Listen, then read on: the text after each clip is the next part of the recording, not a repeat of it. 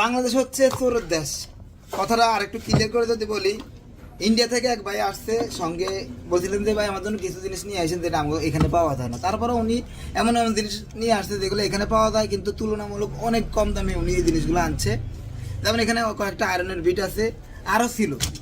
Clear করে বলতেছি একটু পরেই। এখানে দেখতে পাচ্ছেন, এখানে F64 একটা সকেট, যেটা ভার্সন 2 আমরা জানি। এরপরে হচ্ছে কিছু আইসি আছে, দেখতে পাচ্ছেন আইসি। এই আইসি মাত্র এখানে দেখেন মাত্র শুধুমাত্র 2 পিস করে নিছে। তো 2 পিস করে নিচে কয়েকটা আইসি আছে এখানে।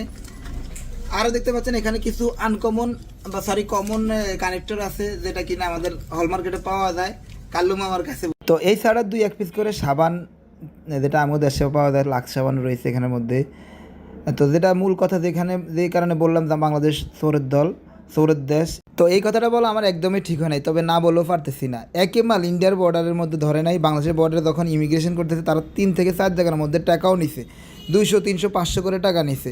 তো নেওয়ার পরে ওনারা ফাইনালি লাস্ট টাইমে এসে এই মালগুলো রাইখা দিছে। তো এই ভাই, এটা কি করার কি দরকার ছিল? আপনারা ঘুষও নিছেন আবার রাইখাও দিচ্ছেন, এটা তো ব্যবসার জিনিস না। তো একটা কথাই বলি, যারা বাংলাদেশের বর্ডারের মধ্যে আছে তারা যদি ইন্ডিয়া থেকে কেউ ভিক্ষা করে আসে, ওই ভিক্ষাতেও ভাগ বসাবে, তারা ভিক্ষুক থেকেও অদম।